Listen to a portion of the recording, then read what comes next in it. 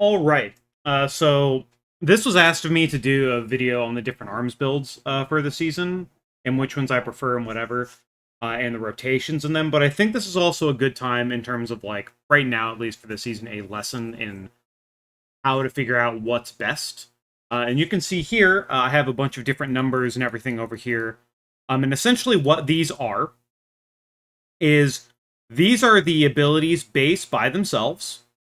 And then in this column is assuming you will have sweeping strikes up for this. These are all assuming the sweeping strikes damage.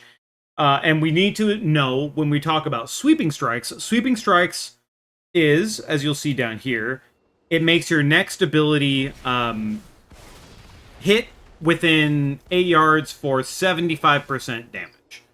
I don't know why it's 8 yards. It'd be nice if we had 3 additional yards base for our stuff when Sweeping Strikes hits 8 and our normal is 5, but, you know, we use two-handed weapons. I guess we have shorter range than daggers. So going into that, these calculations are based on my numbers. Like, if you look at my Mortal Strike, the damage difference is a little different because of this versatility buff. Like, you see, I have 2 stacks of it, and it's fluctuating the damage of my Mortal Strike when I walk away from other people, right? So this is assuming that you'll have your 4 stats of the ally risk cards, whatever.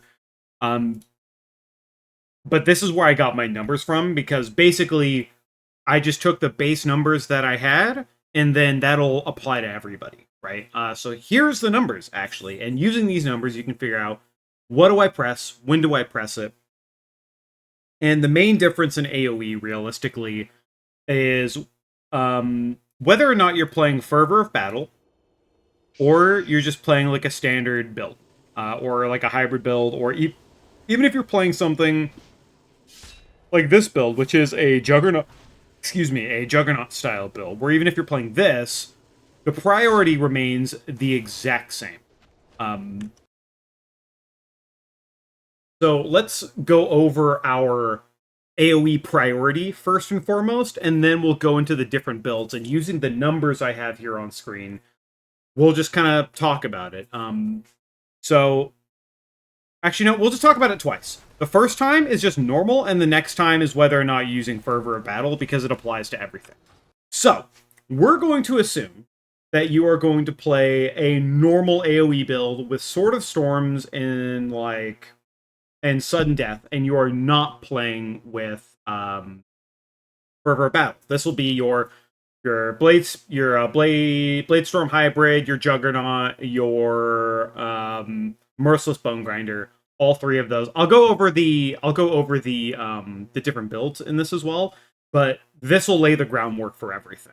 The only build that is different is if you're playing the Fervor of Battle build, which is the more complex of them. But in terms of what build is best, honestly, it's up to your preference. Literally, all of them work. They will all do good damage. And even if you're pushing high keys, like I've already been doing some 14s and 15s, even this week on bolstering, which is fucking terrible, you can play whatever. Like, I've played literally all of these builds in these keys, and they all work. And it's realistically, what do you want to do, right? But we'll get into that. So let's talk about a priority. So when you see this list, we're going to assume a couple things. We're assuming that all of your AoE will be with Sweeping Strikes, and then your single target will be without Sweeping Strikes. And we're also assuming that we're going to be hitting 5 targets. The reason why I picked 5 targets as what we're assumed to be hitting is all of our abilities. Cleave, reduced beyond 5. Whirlwind, reduced beyond 5. Thunderclap, reduced beyond 5. Even in our tree, Dreadnought is reduced beyond 5. The only thing that goes up to 8 is Bladestorm, and we're not considering that. We're considering our base AoE rotation. And because everything is reduced beyond 5, it scales the same way, or at least I'm hoping or assuming so.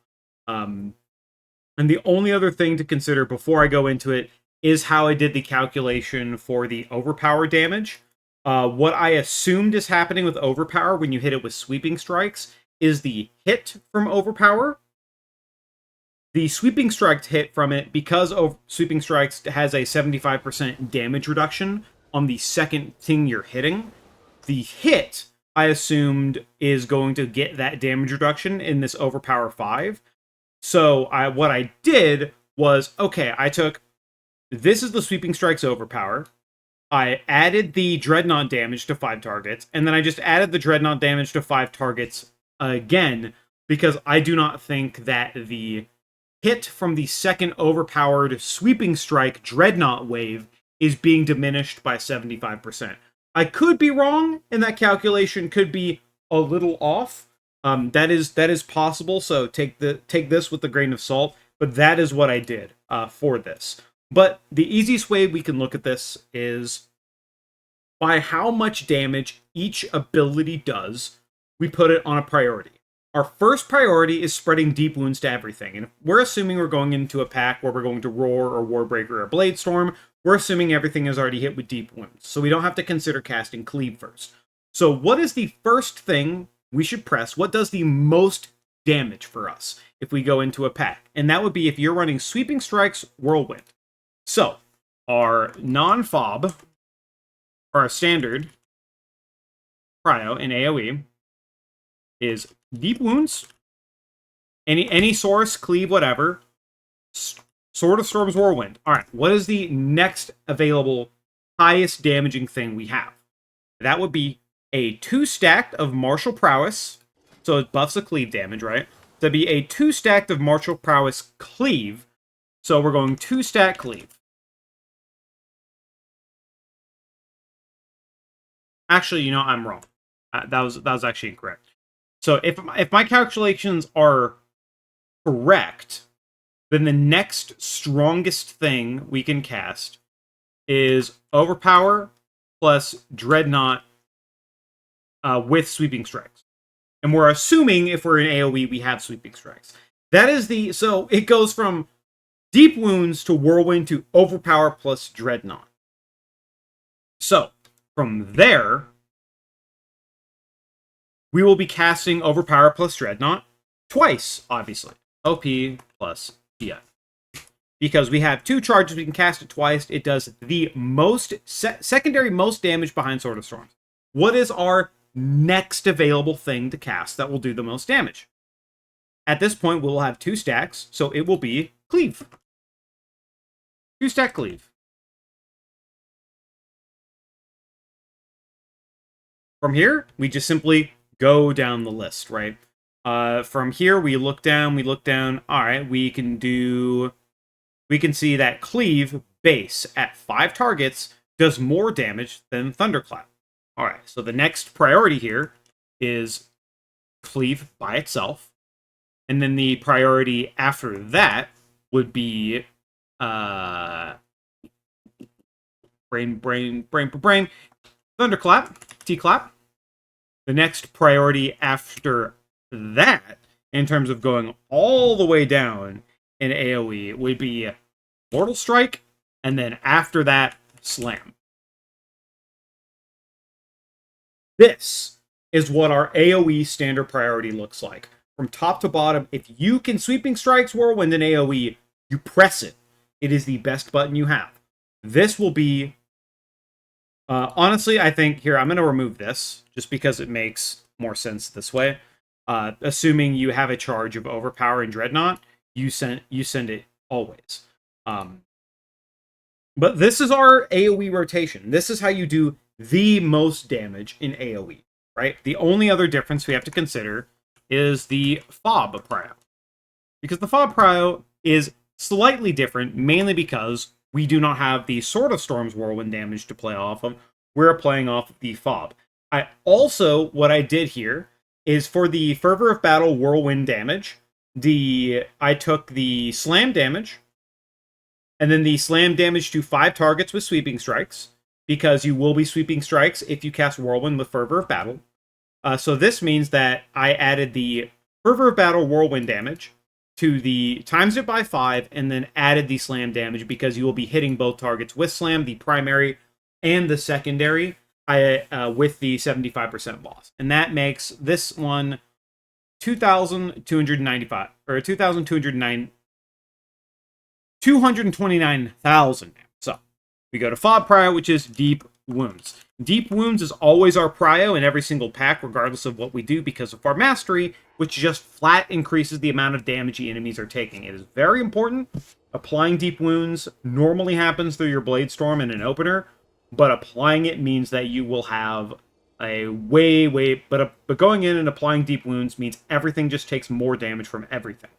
In your standard opener in AoE, you will cleave, you will charge, cleave, then cast your Wreck Roar, then do your Bladestorm, then your Warbreaker. I've seen some people say you should Warbreaker first or Warbreaker second, but the reason why I make sure Warbreaker is always after my Bladestorm is, as you can see, Overpower plus Dreadnought and Strength of Sword of Storm's Whirlwind does so much damage that you want these buffed as much as possible, which is why I cast Warbreaker after, so I have all of that bonus damage for the Storm of Swords Whirlwind and the Overpowered Dreadnoughts within that 6-second Hurricane window if you're playing the Bladestorm plus Hurricane setup, right? And you're not playing something like Juggernaut. So, always, it is Deep Wounds. Now, what does the most damage? The next is obviously Overpower plus DN. It was kind of close to the same thing here, but it just changes where you put Whirlwind, essentially. Overpower is your best button, then it goes into 2-stack Cleave, then it goes into Fob Whirlwind. Also to note, because of how Tactician works, this is mainly what your class rotates around, right? So your attacks, you have a 2.5% chance per rage spent on attacks to reset the remaining cooldown of Overpower. But with this, it's an additional 1.2%. What this means is when we cast Fob, a Fob Whirlwind is 40 rage. So if we want to do the math on that with our handy-dandy calculator, we can do just 3.2, which is the chance per rage to reset Overpower. 3.2 times 40.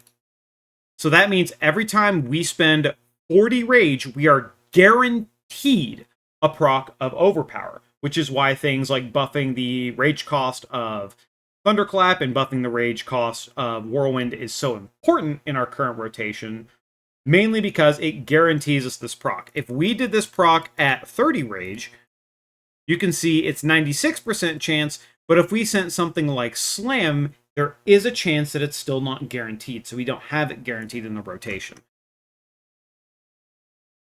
So then it will be 2-stack Cleave, Whirlwind, normal Cleave, Thunderclap,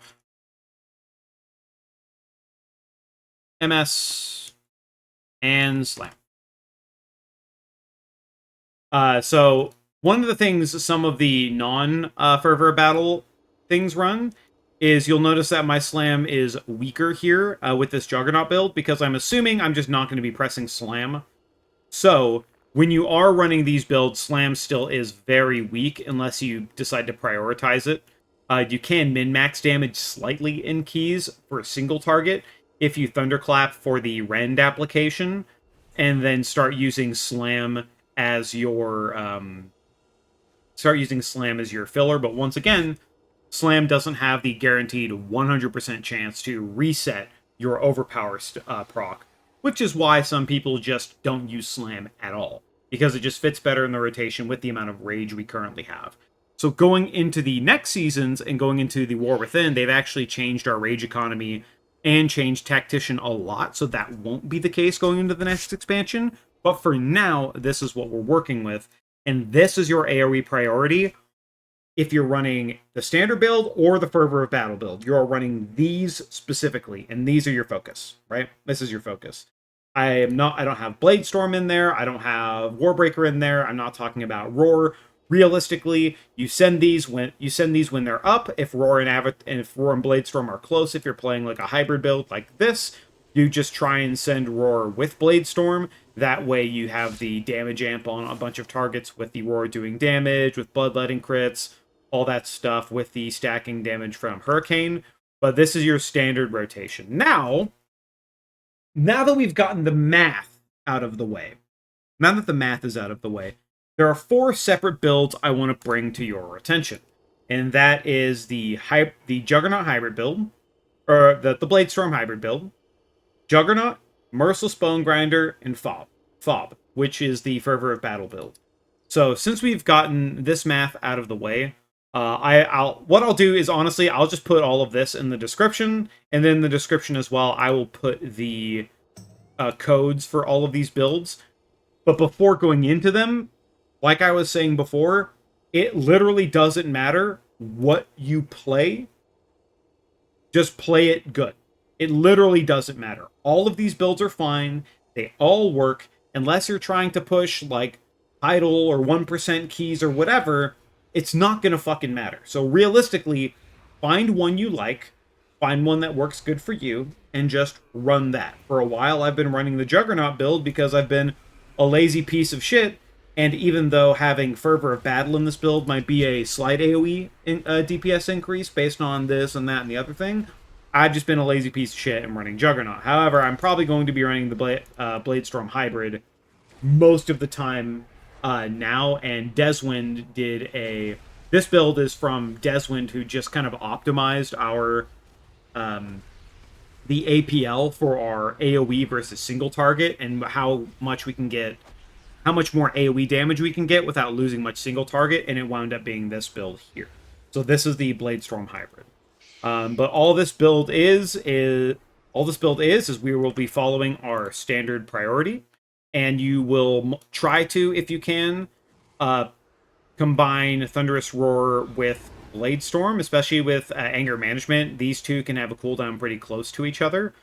But if you're having to wait a while for your Bladestorm and your Thunderous Roar to come up, just send Thunderous Roar and then send Bladestorm whenever you have it. There's no reason to hold these cooldowns. They're very low. Their cooldown is very low, and Bladestorm as well is also always resetting its cooldown. And even if you have to send Bladestorm by itself, like Thunderous Roar is like 10 seconds off or whatever, it's fine doing that, because remember literally how much damage Overpower plus Dreadnought does. The reason why Dreadnought is being nerfed by over 50% is because it is doing more damage than your primary button, or what they want your primary button to be in Cleave, which is why they've changed a lot of things on the PTR, like I talked about in my last video, which is why it got nerfed, because it needed to, because it's too strong. But otherwise, this is your Bladestorm Hybrid. You're playing your standard build. I like it because you have a mix of AoE and single target. If you need priority damage, you can always focus on priority damage. You do have that Crushing Force instead of the Overwhelming Rage. These talent points are really nice, and one of the reasons why Overwhelming Rage is so good in like a raid scenario is because if you have Overwhelming Rage and you have Warlord's Torment and you have Recklessness rolling, you have a ton of Rage, and your Wind Fury procs are giving you even more Rage, that is where Overwhelming Rage comes into play, where if you're in a raid scenario with like Wind Fury and all these outside buffs that give you so much Rage per hit that you might even overcap your Rage, even from 0, potentially, is where it's really good. But in Keys, realistically, Enhancement Shamans and Keys don't even run, whatchamacallit, Wind Fury Totem. So you don't even need to really worry that much about all of this additional Rage cap needed, because you're not going to get those big procs of huge Rage explosions that you would in a raid scenario with like Recklessness and Wind Fury procs, right? That's why we optimize for damage and go Crushing Force instead, because this, while it's good, at the moment at least, it is more of a quality of life feature in Keys. But for raid, it's an actual DPS increase because of that big fluctuation of Rage that I'm talking about. But here is the Bladestorm Hybrid build. I like that it can do single target in AoE. You have Massacre, you have Executioner's Precision, which will allow you to single target focus down priority mobs in a pack. You'll still be doing a lot of AoE damage. You still have Bloodborne for the additional Thunderous Roar damage. You have Cleave to spread deep wounds to get that bonus damage to everything, even if like your Bladestorm is down. So this build is just kind of a jack of all trades, and it is pretty optimized for damage. You will lose a bit of damage if you need to run Shockwave.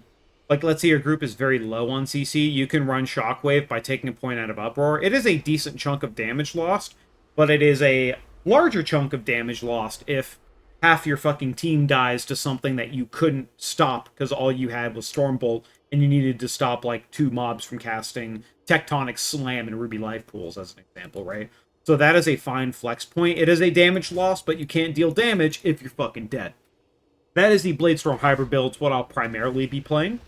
Going into the next build is the Juggernaut build. This build is pretty good. I've enjoyed playing it.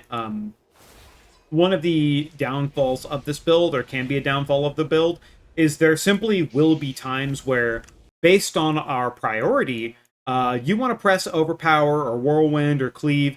T-Clap is pretty low on the priority list, right? T-Clap is very, very low on the priority list. So what'll end up happening is with this build in your AoE situations, if you're at 4 or less targets, you can send your single target rotation with sweeping strikes. But if you are at 5 or more targets, you're simply running your AoE, our AoE priority, as I've shown here. And you, because of your lack of other buttons, or the lack of Bladestorm to kind of fill in the rotation too, you simply will just run out of AoE sometimes. Sometimes you're just going to have to press T-Clap. There have been times where I will like Whirlwind overpower, T-Clap overpower, Cleave, and then Cleave doesn't reset the second stack of overpower, and then I'm sitting here, well, like, I guess I'll Mortal Strike a target? So you do have sometimes we'll run into those situations where it's kind of weird. But that's kind of where we're sitting. Actually, I do realize I need to move Mortal Strike up here because I forgot we're assuming it is a Sweeping Strikes situation. Same thing down here. Apologies, small changes there. There we go. So I forgot we're assuming Sweeping Strikes for our AoE stuff. But this build is also very good on Tyrannical weeks. You do have a lot of priority damage. It's very good for bolstering weeks, which is why I've been running it this week. Because most of the time, a lot of the danger, especially when we think about it, let's say we talk about Azure Vault, where you have all these little guys and all these frogs, and all they do is bolster the one big Draconoid that has a room-wide AoE that'll just kill you, right? This is where Juggernaut comes into play, where it is primarily focused on single target priority damage, and it will do pretty well for you. You do have your AoE, you have your Cleave, your Roar, your Bloodborns, once again, the flex point if you want it. But you're primarily focused on single targeting things down and getting the priority damage in. So you have that as an option for one of your other builds, and it is pretty good on Tyrannical, where you do actually get a decent amount of the value from these Juggernaut stacks. And depending on how things go the pack before, you could go into a boss with full Juggernaut stacks and then maybe get some value from Sudden Death. Even on a boss like in Halls of Infusion, as an example, the first boss you get to already starts below 35%. So what you can do is if you set up the pack before with Juggernaut, you can already have a 15 stack of Juggernaut going into the boss and then have that for the whole boss, which is a ton of damage. So that is some potential for this kind of build, right? And next we have the Merciless Bonegrinder setup. This is the complete opposite of the Juggernaut build. This is mass AoE. We're no longer playing Warlord's Torment. We are playing Blade Master's Torment. So what this build revolves around is getting big Bladestorm windows, big Hurricane windows. So you'll you will Avatar, Thunderous Roar, Cleave to get the deep wounds on everything, as well as you want to Cleave first in AoE packs to potentially get the increased damage and critical strike chance for 6 seconds into your overall damage as well. It's a very, very good. One of the optimizations I didn't do that I learned recently is cleaving before getting your Bladestorm on for stuff like that. So that's something you can do. Charge into the pack, cleave, then Whirlwind. But this build is all about big AoE. I'm talking like first room of Algathar Academy kind of AoE, where you you get the Hurricane buff, you get this Merciless Bonegrinder buff, and Whirlwind is already buffed by Sword of Storms, and Sword of Storms Whirlwind, as we see here, is obviously our best AoE button that we have. So you just go into these packs and fucking annihilate AoE. You do still have some single target, right? You do still have a decent amount, an okay amount of single target, because you still have Mortal Strike to press, Battle Lord for cooldown resets, that kind of thing. But you are certainly prioritizing AoE damage over everything else with this Merciless Bonegrinder build. And what you're essentially doing is you'll go into a pack, pop your stuff, keep the Hurricane buff up, and before the Hurricane buff runs out, you'll send your second Bladestorm, which will refresh your Merciless Bonegrinder and will give you another stack of Hurricane, essentially giving you an entire extra Sword of Storms Whirlwind, giving you an entire extra setup of doing more cleaves and just doing big, big, big AoE. That's what this thing is all about, the big AoEs. But if you want to run the Fervor of Battle build, which is AoE but more consistent, you can go over to this Fervor of Battle, the Fob build. This build is kind of weird. It's kind of slightly different. But realistically, the easiest way to think about Fervor of Battle is you're using Whirlwind to mainly reset your overpower stacks. So you'll go into a pack, set up your dots, set up your damage. You'll do your Bladestorm, whatever, right? So you'll get your Bladestorm, you'll get your Hurricane, you will Warbreaker the pack, and then you will overpower, cleave.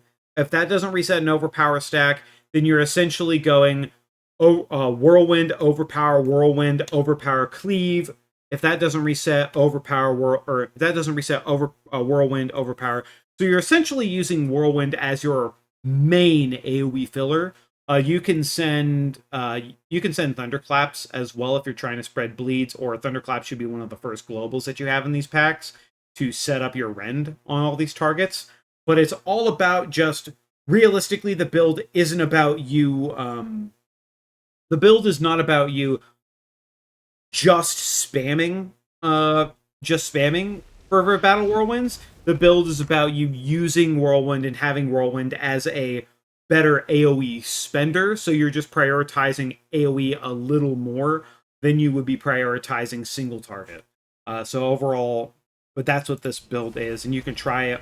The reason why you'll run Improved Sweeping Strikes is because it'll give you a really big collateral damage with Whirlwind, but because you're sending Whirlwinds and Overpowers and whatever, your Whirlwind also procs collateral damage, because when you Whirlwind with Fervor of Battle, you hit 2 targets, you will obviously be hitting 1 with Slam, but you'll be doing it with Sweeping Strikes, so you'll be hitting 2 targets with Slam every single time you Whirlwind.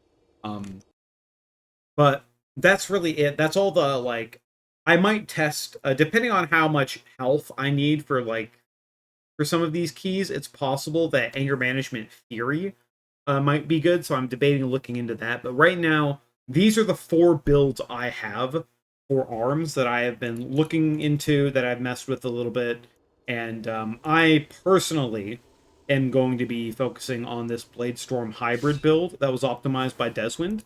But you literally can't go wrong with any of these, right?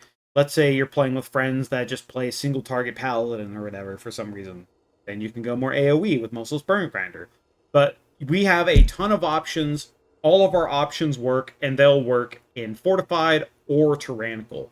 So I'll have all of this math, and then all of these, the priorities, and I'll have the codes for all of these different builds in the description of the video, so look down for that. It's going to be kind of long because obviously I have all this crap, but that's how we do the math.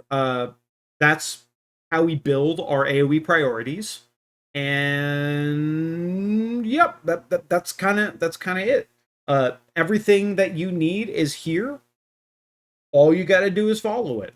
I was asked by someone to make this, so I hope this helps you out, and maybe you'll find the build that you prefer playing. Of the easiest builds to play, honestly, Juggernaut is probably going to be the simplest of these builds to play.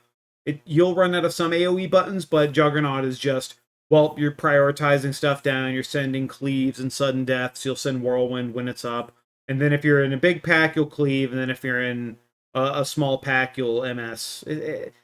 Juggernaut's probably the easiest of all of these to play, but it's not that difficult to play any of them if you're just following this priority, right? So I hope this helps somebody. And if my math is wrong, which who knows, maybe Slim will look at this and he'll be like, no, Overpower, the second Death Dreadnought wave from Overpower does get the 75% damage reduction. But even in that situation, I just looking at it, it's still gonna be better to send than a 2-stack cleave. So regardless, this should be correct. And once again, these numbers won't look the same for you, but that's because the numbers are a ratio of attack power on each ability, and the function of it will be the same for you, even if your numbers are specifically different. Thank you for watching. This is primarily focused at keys, so I don't really think any. If you need the single target build, just go to Wowhead off Arkham Tyros' post and copy from there. It's the same single target build we've been running for the whole expansion, so you'll probably have it if you played Arkham at all. But yeah, there we go. Thank you for watching. This was a bit of a yap. We talked about math. That's fun. But if you have any questions, let me know. I sift through my comments every now and then, and I will try to help out if people do not understand. Thank you very much. Bye-bye.